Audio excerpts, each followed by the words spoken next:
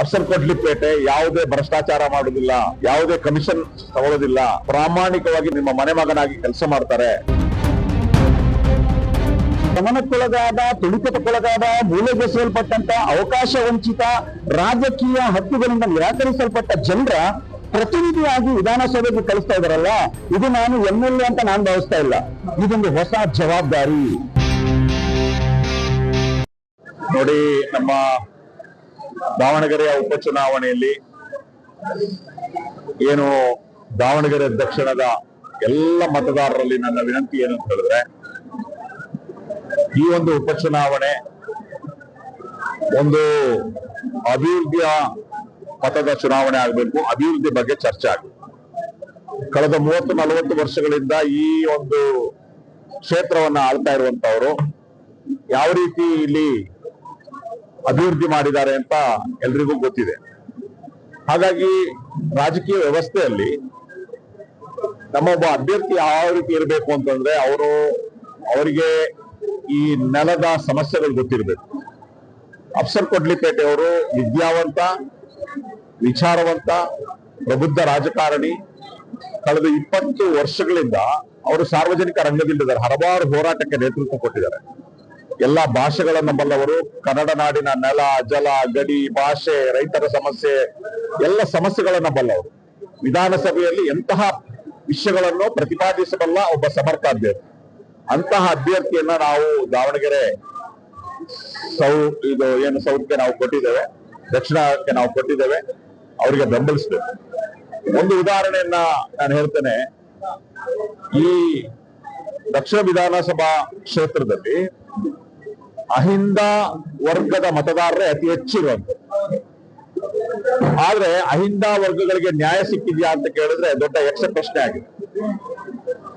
ಇವತ್ತು ಒಂದು ಪ್ರಮುಖ ವಿಚಾರವನ್ನ ನಾನು ಪ್ರಸ್ತಾಪ ಮಾಡ್ತೇನೆ. ಇದೇ ಕೆಲವು ತಿಂಗಳ ಹಿಂದೆ ದಾವಣಗೆರೆಯ ಜಿಲ್ಲೆಯ ಆರೋಗ್ಯ ಇಲಾಖೆಯಲ್ಲಿ ಗ್ರೂಪ್ ಡಿ ನೌಕರರನ್ನ ನೇಮಕ ಮಾಡಲಾಯಿತು. ಗ್ರೂಪ್ ಡಿ ನೇಮಕ. ಆ ನೇಮಕಾತಿಯಲ್ಲಿ 12 ಜನ ಅಭ್ಯರ್ಥಿಗಳಲ್ಲಿ ಪ್ರಭಾ ಮಲ್ಲಿಕಾರ್ಜುನ್ ಅವರು ಇಲ್ಲಿನ ಮೆಂಬರ್ ಆಫ್ ಪಾರ್ಲಿಮೆಂಟ್ ಇನ್ಫ್ಲೂಯೆನ್ಸ್ ಮಾಡಿ 12 ಅಭ್ಯರ್ಥಿಗಳಿಂದ 11 ಅಭ್ಯರ್ಥಿಗಳನ್ನ ಅವರ ಸ್ವಜಾತಿ ವ್ಯಕ್ತಿಗಳಿಗೆ ನೀಡಿದ್ದಾರೆ. ಹಾಗಿದ್ರೆ ಅಹಿಂದ ವರ್ಗಗಳು ಬರೀ ಓಟ್ ಹಾಕ್ಲಿಕ್ಕೆ ಮಾತ್ರನ? ನೀವು ಯೋಚನೆ ಮಾಡಿ. 12 ಗ್ರೂಪ್ ಡಿ ಆರೋಗ್ಯ ಇಲಾಖೆಯಲ್ಲಿ ತಗೊಂಡಿರೋದು 11 ಜನ ಅವರ ಸ್ವಜಾತಿಗೆ ಸೇರಿತು. ಇದು ಏನು ಸ್ವಜನ ಪಕ್ಷಪಾತ ಇದೆಯಲ್ಲ, ಈ ಒಂದು ಜಾತೀಯತೆ ಇದೆಯಲ್ಲ, ಇದರ ವಿರುದ್ಧ ಅಂದ್ರೆ ಒಂದು ಇಲಾಖೆದು ನಾನು ಉದಾಹರಣೆ ಕೊಡ್ತಾ ಇದ್ದೀನಿ. ಒಂದು ಉದಾಹರಣೆ. ಈ ರೀತಿ ಮುಂದಿನ ದಿನಗಳಲ್ಲಿ ನಾವೆಲ್ಲವನ್ನು ಹೇಳ್ತಾ ಹೋಗ್ತೀವಿ. ಹಾಗಾಗಿ ಅಹಿಂದ ಏನು ವರ್ಗದ ಮತದಾರರಿದ್ದಾರೆ, ಎಚ್ಚರ ವಹಿಸಬೇಕು. ಅಹಿಂದ ವರ್ಗದ ಒಬ್ಬ ಪ್ರತಿನಿಧಿಯಾಗಿ ಪ್ರಾಮಾಣಿಕ ರಾಜಕಾರಣಿ ಅಫ್ಸರ್ ಕೊಡ್ಲಿಪೇಟೆ ಅವರಿಗೆ ನಿಮ್ಮ ಅಮೂಲ್ಯವಾದ ಮತ ಏನು ಸೀರಿಯಲ್ ನಂಬರ್ 4 ಪ್ರೆಷರ್ ಕುಕ್ಕರ್ ಗುರುತಿಗೆ ಕೊಡಬೇಕು ಅಂತ ಹೇಳಿ ನಾನು ಒಬ್ಬ ರಾಜ್ಯಾಧ್ಯಕ್ಷನಾಗಿ ಮನವಿ ಮಾಡ್ತೇನೆ. ಈ ಪಕ್ಷದ ರಾಜ್ಯಾಧ್ಯಕ್ಷನಾಗಿ ನಾನು ನನಗೆ ಒಂದು ಆಶ್ವಾಸನೆಯನ್ನು ಕೊಡುವುದು, ಅಫ್ಸರ್ ಕೊಡ್ಲಿಪೇಟೆ ಯಾವುದೇ ಭ್ರಷ್ಟಾಚಾರ ಮಾಡುದಿಲ್ಲ, ಯಾವುದೇ ಕಮಿಷನ್ ತಗೊಳ್ಳೋದಿಲ್ಲ, ಪ್ರಾಮಾಣಿಕವಾಗಿ ನಿಮ್ಮ ಮನೆ ಮಗನಾಗಿ ಕೆಲಸ ಮಾಡ್ತಾರೆ. ನಿಮಗೆ 24x7 ಅವೈಲೇಬಲ್ ಇರ್ತಾರೆ. ನಿಮ್ಮ ಸಮಸ್ಯೆಗಳಿಗೆ ಸ್ಪಂದಿಸ್ತಾರೆ. ಇಂತಹ ಒಬ್ಬ ಅಭ್ಯರ್ಥಿಯನ್ನ ನಾವು ನೀಡ್ತಾ ಇದ್ದೇವೆ. ಇದು ಒಂದು ಅತ್ಯುತ್ತಮ ದಾವಣಗೆರೆ ದಕ್ಷಿಣ ಮತದಾರರು ಏನು ನಾವು ಅತ್ಯುತ್ತಮ ಗಿಫ್ಟ್ ಅನ್ನ ನಿಮಗೆ ಕೊಡ್ತಾ ಇದೀವಿ ಅಂತ ತಿಳ್ಕೊಂಡು ಇವ್ರನ್ನ ಆಶೀರ್ವದಿಸಬೇಕು, ಬೆಂಬಲಿಸ್ತೀವಿ. ಸರ್, ಈಗಾಗಲೇ ಕೆಲವೇ ದಿನಗಳು ಬಾಕಿ ಇದೆ. ತಾವು ಚುನಾವಣಾ ಪ್ರಚಾರಕ್ಕೆ ಇಳಿದಿದ್ದೀರಾ. ಜನರು ಯಾವ ರೀತಿ ತಮ್ಮ ಬೆಂಬಲ ವ್ಯಕ್ತಪಡಿಸ್ತಾರೆ? ನಾನು ಯಾವ ಗಲ್ಲಿಗೆ ಹೋದ್ರು ಕೂಡ, ಯಾವ ಹಳ್ಳಿಗೆ ಹೋದ್ರು ಕೂಡ, 40 ಹಳ್ಳಿ ಸುತ್ತಾಡಿ ಬಂದಿದ್ದೀನಿ ನಾನು. ಜನರು ನನಗೆ ಬಹಳ ಪ್ರೀತಿಯಿಂದ ಸ್ವಾಗತಿಸ್ತಾ ಇದ್ದಾರೆ.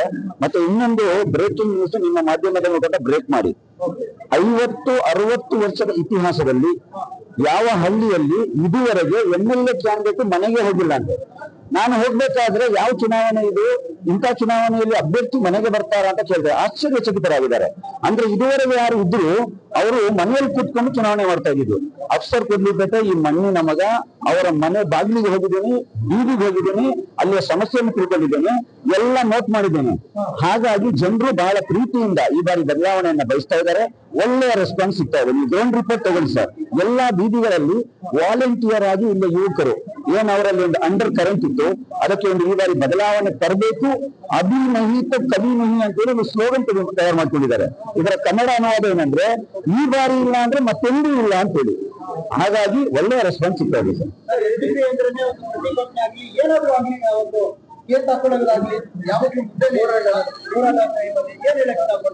ಸರ್, ನಾನು ಅಫ್ಸರ್ ಕೊಡ್ಲಿಪೇಟೆ ಒಬ್ಬ ವ್ಯಕ್ತಿ ಅಲ್ಲ, ನಾನು ಒಂದು ಐಡಿಯಾಲಜಿ, ನಾನು ಒಂದು ಸಿದ್ಧಾಂತ. ನಮ್ಮ ಸಿದ್ಧಾಂತ ಏನಂದ್ರೆ ಬಾಬಾ ಸಾಹೇಬ್ ಅಂಬೇಡ್ಕರ್ ಅವರ ಸಮ ಸಮಾಜ ನಿರ್ಮಾಣ, ಶಹೀದ್ ಮುಲ್ಲಾ ಟಿಪ್ಪು ಸುಲ್ತಾನ್ ರವರ ಸಾಮಾಜಿಕ ನ್ಯಾಯದ ತಳಹದಿಯಲ್ಲಿ ರಾಷ್ಟ್ರ ನಿರ್ಮಾಣ ಆಗ್ಬೇಕು. ಆ ನಿಟ್ಟಿನಲ್ಲಿ 30 ವರ್ಷದಿಂದ ನಾನು ಹಲವಾರು ಬಾರಿ ಜೈಲಿಗೆ ಹೋಗಿದ್ದೇನೆ, ಕೇಸ್ ಹಾಕಿಸ್ಕೊಂಡಿದ್ದೇನೆ, ಲಾಠಿ ಎತ್ತಿದ್ದೇನೆ. ಅದು ನನಗಾಗಿ ಅಲ್ಲ, ಯಾವುದೇ ಕೊಲೆ ಮಾಡಿ ಯಾವುದೇ ರೇಪ್ ಮಾಡಿ ಹಾಕಿಸ್ಕೊಂಡಿದ್ದಲ್ಲ, ಈ ಜನರ ನೋವಿಗಾಗಿ ನಾನು ಹಾಕಿಸ್ಕೊಂಡಿದ್ದೇನೆ. ಈ ವಿಧಾನಸಭಾ ಚುನಾವಣೆಯಲ್ಲಿ ಇಂತಹ ದಮನಕ್ಕೊಳಗಾದ, ತುಳಿತಕ್ಕೊಳಗಾದ, ಮೂಲೆಗೆಸೆಯಲ್ಪಟ್ಟಂತ, ಅವಕಾಶ ವಂಚಿತ, ರಾಜಕೀಯ ಹಕ್ಕುಗಳಿಂದ ನಿರಾಕರಿಸಲ್ಪಟ್ಟ ಜನರ ಪ್ರತಿನಿಧಿಯಾಗಿ ವಿಧಾನಸಭೆಗೆ ಕಳಿಸ್ತಾ ಇದಾರಲ್ಲ, ಇದು ನಾನು MLA ಅಂತ ನಾನು ಭಾವಿಸ್ತಾ ಇಲ್ಲ. ಇದೊಂದು ಹೊಸ ಜವಾಬ್ದಾರಿ. ಈ ಜವಾಬ್ದಾರಿಯನ್ನ ಸಮರ್ಥವಾಗಿ ನಿಭಾಯಿಸುವಂತಹ ಒಂದು ತರಬೇತಿ ಕಳೆದ 30 ವರ್ಷದ ಹೋರಾಟದ ಬದುಕಿನಲ್ಲಿ ನನಗೆ ಸಿಕ್ಕಿದೆ. ಖಂಡಿತ ಈ ಶೋಷಿತ, ಮರ್ದಿತ, ದಮನಿತ, ಅಹಿಂದ ವರ್ಗದ ಧ್ವನಿಯಾಗಿ ವಿಧಾನಸಭೆಯಲ್ಲಿ ಹೋರಾಟ ಮಾಡ್ತೇವೆ ಅಂತ ಅಚಲ ವಿಶ್ವಾಸ ನನಗಿದೆ ಸರ್. ಇಡೀ ದಾವಣಗೆರೆ ಕ್ಷೇತ್ರವನ್ನು ನೀವು ಒಮ್ಮೆ ಸುತ್ತಾಡಿ ನೋಡಿ. ನಮ್ ಕಡೆ ದೊಡ್ಡಿಯಲ್ಲಿ ದನಗಳಿಗೆ ತಿಂತೇವೆ ನಾವು, ಬೀಡಾಳಿ ದನಗಳಿಗೆ. ಆ ರೀತಿ ಇಲ್ಲಿಯ ಜನರು ಒಂದೇ ಒಂದು ಮೂಲಭೂತ ಸೌಕರ್ಯಗಳಿಲ್ಲ ಸರ್. ಕನಿಷ್ಠ ಒಂದು ಹೆರಿಗೆ ಹಾಸ್ಪಿಟಲ್ನಲ್ಲಿ full fledged lady specialist doctor ಇಲ್ಲ. 2 ಹಾಸ್ಪಿಟಲ್ ಕಟ್ಸಿದ್ದಾರೆ, ಅವರದ್ದೇ ಹೆಸರನ್ನು ಇಟ್ಕೊಂಡಿದ್ದಾರೆ, ಬೀಗ ಓಪನ್ ಮಾಡಲಿಲ್ಲ. ಯಾಕಂದ್ರೆ ಇಲ್ಲಿ 2 ಮಾಫಿಯಾಗಳು ಕೆಲಸ ಮಾಡ್ತಾ ಇವೆ. ಒಂದು ಮೆಡಿಕಲ್ ಮಾಫಿಯಾ, ಇನ್ನೊಂದು ಶಿಕ್ಷಣ ಮಾಫಿಯಾ, ಎಜುಕೇಶನ್ ಮಾಫಿಯಾ. ಈ 2 ಮಾಫಿಯಾಗಳು ಒಂದೇ ಕುಟುಂಬದ ಕಟ್ಟುನಿಷ್ಠೆಯಲ್ಲಿವೆ. ಇಲ್ಲಿ ಒಂದು ಡಿಗ್ರಿ ಕಾಲೇಜ್ ಇಲ್ಲ, ಒಂದು ಇಂಜಿನಿಯರಿಂಗ್ ಕಾಲೇಜ್ ಇಲ್ಲ, ಒಂದು ಕೌನ್ಸಿಲಿಂಗ್ ಸೆಂಟರ್ ಇಲ್ಲ, ಒಂದು ಎಂಪ್ಲಾಯ್ಮೆಂಟ್ ಸೆಂಟರ್ ಇಲ್ಲ. ಕನಿಷ್ಠ ಒಂದು ಗಾರ್ಮೆಂಟ್ಸ್ ಆಗಿ ತಂದಿದಾರ ಇಲ್ಲ ಮಹಿಳೆಯರಿಗೆ ಉದ್ಯೋಗಕ್ಕೆ, ಅದು ಇಲ್ಲ. 75 ಇಯರ್ಸ್ ಅಲ್ಲಿ ಹಾಗಾದ್ರೆ ಇವರು ಕೊಟ್ಟಿದ್ದೇನು ಈ ಕ್ಷೇತ್ರಕ್ಕೆ? 4.5 ಲಕ್ಷ ಕೋಟಿ ರೂಪಾಯಿಯ ಬಜೆಟ್ ತಯಾರಾಗುತ್ತೆ. ದಾವಣಗೆರೆ ದಕ್ಷಿಣ ವಿಧಾನಸಭಾ ಕ್ಷೇತ್ರದ ಜನರ ಪಾಲೆಲ್ಲಿ ಹೋಯಿತು? ಎಲ್ಲರೂ ಈ ಫ್ಯಾಮಿಲಿ ಡೈನೆಸ್ಟಿಯಲ್ಲಿ ಇವತ್ತು ಇದರ ಬಿಡುಗಡೆಗಾಗಿ ಹಾತೊರಿತಾ ಇದ್ದಾರೆ. ಈ ಬಾರಿ ಈ ಕ್ಷೇತ್ರದಲ್ಲಿ ಹಲವಾರು ಅಭಿವೃದ್ಧಿ ಕಾರ್ಯಗಳು ಆಗ್ಲಿಕ್ಕಿದೆ. ನನ್ನ ಹತ್ರ ಒಂದು ದೊಡ್ಡ ಆಲೋಚನೆ ಕೂಡ ಇದೆ ಸರ್. ಇಲ್ಲಿ ಒಬ್ಬ ಆಟೋ ಓಡಿಸುವಂತವನು ಇಡೀ ಜೀವಮಾನ ಆಟೋ ಓಡಿಸಿ ಅವನ ಮಗನು ಆಟೋ ಓಡಿಸಬಾರ್ದು. ಒಬ್ಬ ಪೌರ ಕಾರ್ಮಿಕನಾದವನು ಅವನ ಮಗನಿಗೆ ಪೌರ ಕಾರ್ಮಿಕನಿಗೆ ಸೇರಿಸಬಾರ್ದು. ಒಬ್ಬ ಆ ಈರುಳ್ಳಿ ವ್ಯಾಪಾರ ಮಾಡೋನು ಟೊಮ್ಯಾಟೊ ವ್ಯಾಪಾರ ಮಾಡಬಾರ್ದು. ಪ್ರತಿಯೊಬ್ಬರ ಮನೆಯಲ್ಲಿ ಎಜುಕೇಶನ್ ಎಂಬುದು ಡಾಕ್ಟರ್ ಬಾಬಾ ಸಾಹೇಬ್ ಅಂಬೇಡ್ಕರ್ ಹೇಳಿದಾಗೆ ಹುಲಿಯ ಹಾಲಿದ್ದಂತೆ. ಹುಲಿಯ ಹಾಲು ಕುಡಿದವನು ಗರ್ಜಿಸ್ಲೇಬೇಕಂತ ಹೇಳಿ ಒಂದು ಹೇಳ್ತಾರೆ ಬಾಬಾ ಸಾಹೇಬ್ರು.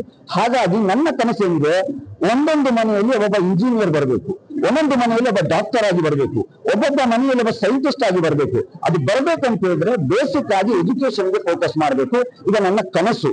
ಮತ್ತೆ ನಾನು ಇನ್ನಾದ್ರೆ ಒಂದು 24x7 ಒಂದು ಸೆಂಟರ್ ಅನ್ನ ಓಪನ್ ಮಾಡ್ತೇನೆ ಸರ್. ನಾನು ಈಗಾಗಲೇ ನನ್ನ PA ಅಪಾಯಿಂಟ್ ಮಾಡ್ಕೊಂಡಿದ್ದೇನೆ. ನಾನು ಎಲ್ಲೆಲ್ಲ ಹೋಗ್ತಾ ಇದ್ದೇನೆ ಅಲ್ಲಿಯ ಸಮಸ್ಯೆ ಪಟ್ಟಿಯನ್ನ ಮಾಡ್ಕೊಂಡಿದ್ದೇನೆ. ಆ ಸಮಸ್ಯೆಗಳಿಗೆ ಪರಿಹಾರ ಆಗ್ಬೇಕಂದ್ರೆ ಒಬ್ಬ MSW ಮಾಡಿದಂತ ಯುವಕನನ್ನ ಫುಲ್ ಫ್ಲೆಡ್ಜ್ ಅಪಾಯಿಂಟ್ ಮಾಡ್ತೇನೆ. ಯಾವ ಸಮಸ್ಯೆ ಬಂದ್ರು ನನ್ನ ಶಕ್ತಿ ಮೀರಿ ಒಂದೇ ₹1 ಭ್ರಷ್ಟಾಚಾರ ಮಾಡದೆ ನಾನು ಅಭಿವೃದ್ಧಿ ಮಾಡಿ ತೋರಿಸ್ತೇನೆ ಸರ್.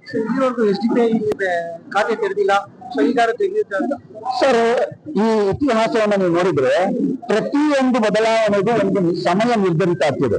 ಇದು ಕಾಲಚಕ್ರ ಯಾವ ರೀತಿ ತಿರುಗುತ್ತೆ ಆ ರೀತಿ. ಈ ಬಾರಿ ಕಾಂಗ್ರೆಸ್ಸಿನ ನಾಯಕರಿಗೆ, ಕಾಂಗ್ರೆಸ್ಸಿನ ಕಾರ್ಯಕರ್ತರು ಬೇಗ ಘೋಷಣೆ ಕೂಗಿರುವಂತ ಈ ಕಾನ್ಸ್ಟಿಟ್ಯೂನ್ಸಿಯಲ್ಲಿ ಎಲ್ಲರೂ ಬದಲಾವಣೆ ಬಯಸ್ತಾ ಇದ್ದಾರೆ ಅಂತ ಹೇಳಿದ್ರೆ SDPI ಅಕೌಂಟ್ ಈ ಕರ್ನಾಟಕದ ಮಧ್ಯಭಾಗದಿಂದ ನಮ್ಮ ನಕ್ಷತ್ರ ಆಕಾಶದೆತ್ತರಕ್ಕೆ ಒಂದು ಬೆಳೆಯುವಂತ ಎಲ್ಲ ಸಾಧ್ಯತೆ ಇದೆ ಸರ್. ಈ ಬಾರಿ ಬದಲಾವಣೆ ಖಂಡಿತ ಬಂದೇ ಬರ್ತದೆ. ಮೈನಾರಿಟಿ ವೋಟ್ ಡಿವೈಡ್ ಆಗ್ಲೇಬೇಕು ಅಂತ ಒಂದೆರಡು ಬೇರೆ ಬೇರೆ ಪಾರ್ಟಿ ಸ್ವತಂತ್ರ ಅಭ್ಯರ್ಥಿಗಳನ್ನ ಹಾಕಿದ್ದಾರೆ. ನಮ್ಮ ಎಲ್ಲ ಸ್ವತಂತ್ರ ಅಭ್ಯರ್ಥಿಗಳಲ್ಲಿ ನಾನು ಒಂದು ಮನವಿಯನ್ನು ಮಾಡ್ತಾ ಇದ್ದೇನೆ. ಏನು ಮನವಿ ಅಂತ ಹೇಳಿದ್ರೆ, ಅಫ್ಸರ್ ಕೊಡ್ಲಿಪೇಟೆ ಗೆದ್ರೆ ಇದು ಅಕ್ಷರ್ ಕೊಡ್ಲಿಪೇಟೆಯ ಗೆಲುವಲ್ಲ. ದಾವಣಗೆರೆ ದಕ್ಷಿಣ ವಿಧಾನಸಭಾ ಕ್ಷೇತ್ರದ 2,32,000 ಮತದಾರರ ಗೆಲುವಾಗಿರ್ತದೆ. ಈ ಗೆಲುವನ್ನು ನಾನು ನಿಮಗೆ ಕೊಡ್ತೇನೆ ಕ್ರೆಡಿಟ್. ನನಗೇನು ಬಿಲ್ಡಿಂಗ್ ಕಟ್ಲಿಕ್ಕಿಲ್ಲ, ನನಗೆ ಭ್ರಷ್ಟಾಚಾರ ಮಾಡ್ಲಿಕ್ಕಿಲ್ಲ. ನೀವು ನನಗೆ ಓಪನ್ ಆಗಿ ಬೆಂಬಲ ಕೊಡಿ ಸಹೋದರರೇ. ನನ್ನೊಂದು ರಿಕ್ವೆಸ್ಟ್, ನಿಮ್ಮ ರೈಟ್ಸ್ ನೀವು ಕಂಟೆಸ್ಟ್ ಮಾಡಿದ್ದೀರಾ, ನೀವು ಬೆಂಬಲ ಕೊಟ್ರೆ ನಿಮ್ಮ ಏರಿಯಾಗಳಲ್ಲಿ ನೀವು ಲೀಡರ್ ಆಗಿ, ನೀವು ಕಾರ್ಪೊರೇಟ್ ಆಗ್ತೀರಾ ಆಗಿ, ನೀವು ಆ ಗಲ್ಲಿಯಲ್ಲಿ ಲೀಡರ್ ಆಗ್ತೀರಾ ಆಗಿ, ಆ ಗಲ್ಲಿಯ ಆ ಮೊಹಲ್ಲಾದ ಕೆಲಸ ನೀವೇ ಲೀಡ್ ಮಾಡಿಸಿ. ಅಕ್ಷರ್ ಕೊಡ್ಲಿಕ್ಕೆ ಬರಲ್ಲ.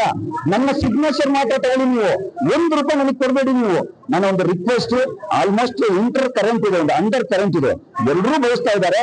2-3 ದಿನಗಳಲ್ಲಿ ಇನ್ನೊಂದು ಶುಭ ಸುದ್ದಿ ನಿಮಗೆ ನೀಡುತ್ತಿದ್ದೇನೆ. ಇನ್ನೊಂದು ಶುಭ ಸುದ್ದಿ ಏನಂದ್ರೆ, ಬಹಳಷ್ಟು ಇಂಡಿಪೆಂಡೆಂಟ್ ಕ್ಯಾಂಡಿಡೇಟ್ಗಳು ಕೂಡ ಮನಸ್ಸು ಮಾಡಿದ್ದಾರೆ. ಈ ಗೆಲ್ಲುವಂತಹ ಈ ಅವಕಾಶ ಇರುವ ಸಂದರ್ಭದಲ್ಲಿ ನಾವು ಕೈ ಚೆಲ್ಕೊಳ್ಬಾರ್ದು. ಎಲ್ಲರೂ ಸೇರಿ ಒಂದು ಶಕ್ತಿಯಾಗಿ SDPI ಈ ಬಾರಿ ಕಣದಲ್ಲಿದೆ.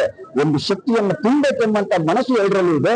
ಮ್ಯಾಕ್ಸಿಮಮ್ ಜನರು ಬಿಸ್ನೆಸ್ ಪರ್ಪಸ್ ಇಂದ, ಎಜುಕೇಶನ್ ಪರ್ಪಸ್ ಇಂದ ತುಮಕೂರು, ಬೆಂಗಳೂರು, ಮಂಗಳೂರು, ದಾವಣಗೆರೆ, ಚಿತ್ರದುರ್ಗ, ಹುಬ್ಬಳ್ಳಿಯಲ್ಲಿ ಇದ್ದಾರೆ. ದಯವಿಟ್ಟು 9ನೇ ತಾರೀಕು ಈ ನಿಮ್ಮ ಮನೆಯ ಮಗ, ನಿಮ್ಮ ಮಣ್ಣಿನ ಮಗ, ನಿಮ್ಮ ಮನೆಯ ಬಾಗಿಲಿಗೆ ಬಂದಿದ್ದಾನೆ. ನೀವು ಒಂದು ಮನೆಗಾಗಿ ನಿಮ್ಮದೇ ದುಡ್ಡಲ್ಲಿ ಟ್ರಾವೆಲ್ ಮಾಡಿ ಬಂದು ಕುಕ್ಕರ್ ಗುರುತಿಗೆ ಒಂದು ಮತ ಕೊಡಿ. ನಿಮ್ಮ ಮಕ್ಕಳ ಭವಿಷ್ಯವನ್ನ ನಾವೆಲ್ಲರೂ ಸೇರಿ ಕಟ್ಟುವ ಅಂತ ರಿಕ್ವೆಸ್ಟ್ ಮಾಡ್ತೇವೆ.